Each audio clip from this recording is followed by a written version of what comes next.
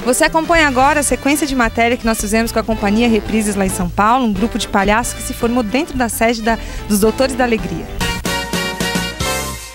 Hoje aqui no quadro de cultura, eu estou entrevistando as palhaças que foram formadas aqui na sede dos Doutores da Alegria, fizeram anos de formação aqui para se tornarem palhaças e que originou no grupo, na Companhia de Palhaços Reprises. E elas estão se maquiando, se preparando, porque daqui a pouco elas têm ensaio. E a Alessandra Siqueira é palhaça há quantos anos, Ale? Pelos doutores, eu me formei em 2009, mas antes disso eu tinha uma pequena experiência, mas o meu desenvolvimento mesmo foi aqui, 4 anos profissionalmente. A Débora está aqui desde quando? Desde 2000, me formei em 2007. E me apaixonei por essa arte, assim, né? Desde então que eu comecei a estudar, não parei mais, assim. Só faço isso, mas continuo no teatro também, né? E aí eu tinha 16 anos na época, então eu era bem nova, né? Foi assim abriu um universo gigante na minha frente, né? E também me apaixonei e enfim, a partir daí, depois da formação daqui dos doutores, eu fiz uma escola de teatro também, me formei atriz. E aí agora eu tô trabalhando bastante com isso, né? E chegar aqui nos doutores aos 16 anos de idade, foi só se inscrever? Foi só chegando e falar, eu quero ser palhaço e entrou? Mais ou menos, né? Não sabia muito o que era palhaço, né? Não tinha nem ideia do que ia acontecer, do que era isso. E eu tinha um pouco de ideia de teatro, que eu tinha feito um pouco.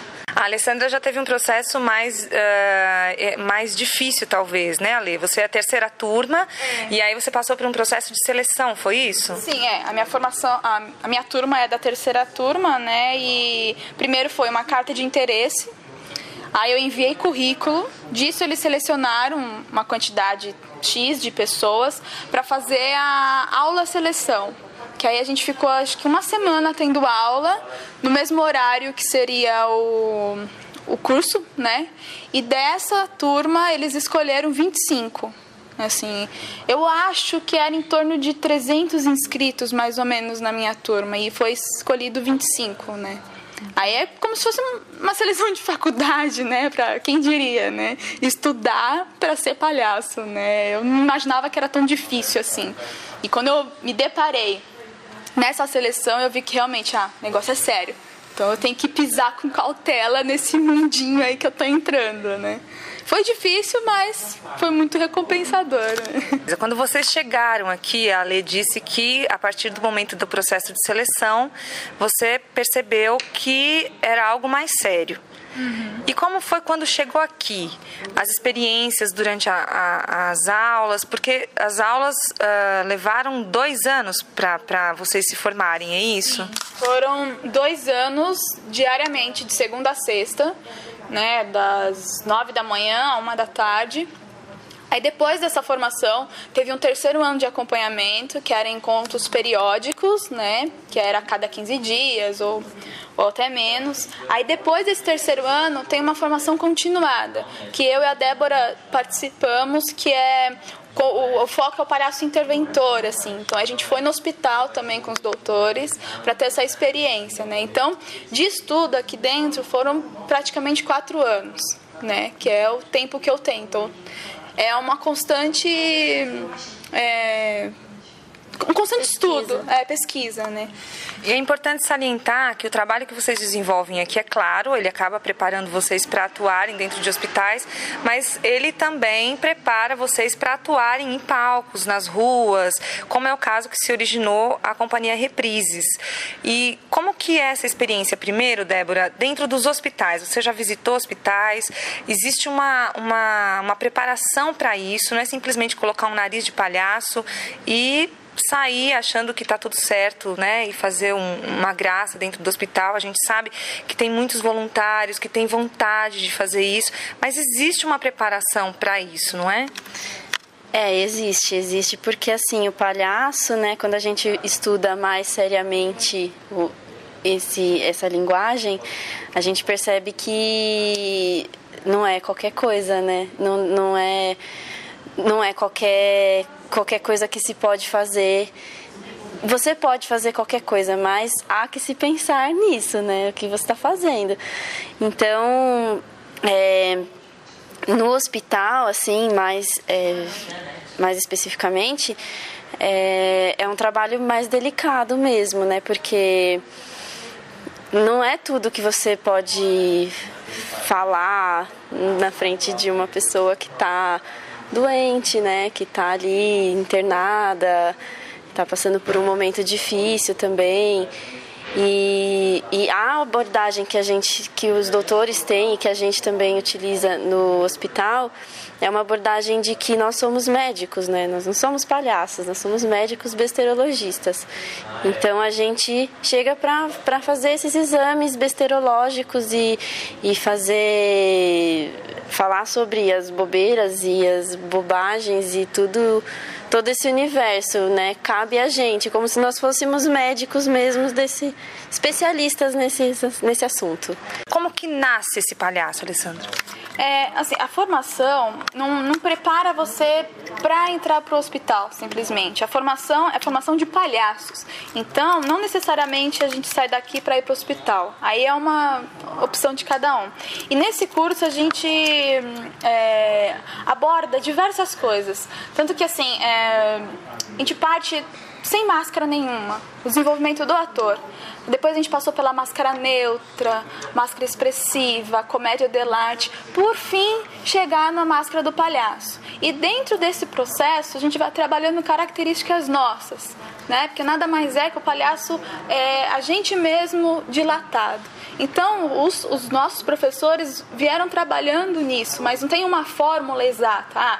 Você faz assim, e assim você é um palhaço assim.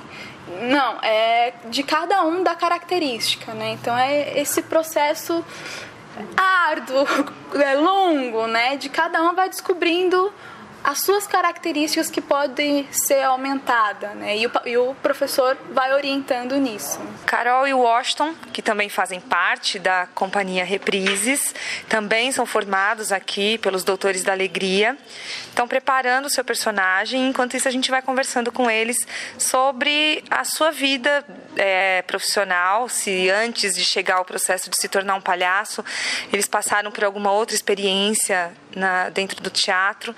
E, Carol, como foi? Você, antes de chegar, decidir a fazer Doutores da Alegria, você tinha uma experiência com teatro antes de vir para cá?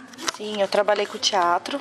Comecei com teatro escola por quase 6 anos. Aí, quando eu me formei no colégio, que eu decidi escolher artes cênicas como profissão. Na verdade, foi por uma indicação. Eu nem fazia ideia do que era o curso num todo. E aí, acho que essa paixão pelo palhaço, pelo circo, ele foi acontecendo durante esse curso, assim. Mas quando eu cheguei aqui nos Doutores, eu não tinha a menor noção do que era o palhaço, do que era circo, do que era esse caminho novo que eu estava escolhendo para mim, assim. Aí foi paixão à primeira vista.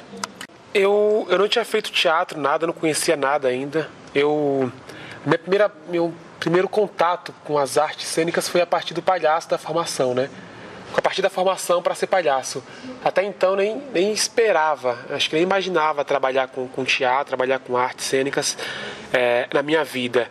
O curso, a formação que eu tive e por que eu fui atrás, foi mais por uma curiosidade mesmo, não com a intenção de trabalhar depois com isso, que acabou acontecendo, né? Mas eu até então nunca tinha feito nada, não tinha propósito nenhum com trabalhar com teatro, trabalhar com palhaço. Então eu fui conhecer mesmo tudo isso dentro da formação.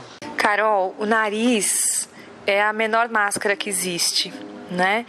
Eu acho assim, o nariz, ele tem um código muito importante com o público e com a pessoa que tá te vendo, assim, que ele te disponibiliza a partir daquele momento ter uma brincadeira. Então, a partir do momento que eu tô de nariz, significa que eu estou vestida de palhaço, que eu estou naquele estado de palhaço, e o nariz vai abrir essa porta para que eu possa brincar de ser várias coisas dentro desse palhaço. Então, a importância do nariz é justamente essa, de você poder e ainda te revelar o teu palhaço, que é a partir do nariz, porque eles falam, né, que a máscara do palhaço é a menor máscara do mundo e te revela por inteiro. Então, acho que essa que é a maior importância, assim, do nariz, que é esse código, essa brincadeira com o público, com o palhaço, com a pessoa, com todo mundo que está nesse meio, naquele momento. Júlio César, palhaço Fusca, né? Eu era regente de orquestra na igreja e era já assim, cara já seletivo, já seleto, escolhido, né, na verdade, para ser pastor. E aí esses caminhos tortos da vida colocou nós numa situação de que foi, meu Deus, eu preciso fazer alguma coisa para mudar, né, para ser diferente, sei lá, pelo menos para ter uma mudança, para falar assim, olha, só da igreja, olha, eu gosto de fazer isso. Eu nunca fui engraçado, na verdade, viu? Eu sempre fui um cara quietão, sossegado. Sempre trabalhei em cima da minha formação corporal, né? Então, só que eu gostava de fazer espetáculo na igreja. Então, tipo, tinha a questão que só que eu fazia muito demônio também. E o povo ria com os demônios que eu fazia.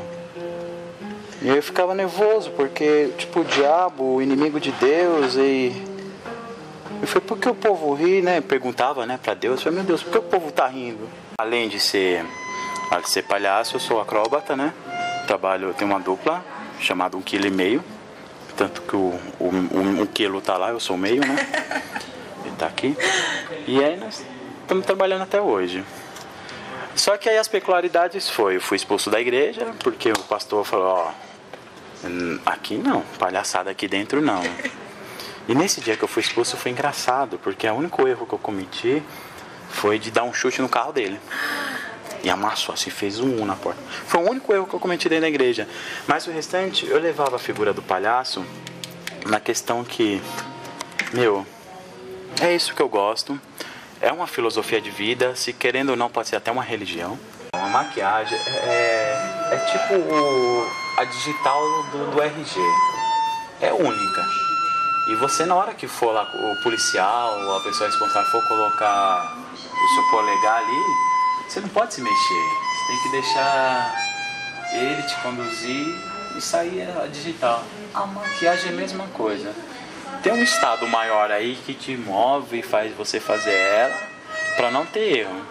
Se errar, você pode retocar tudo, pode apagar.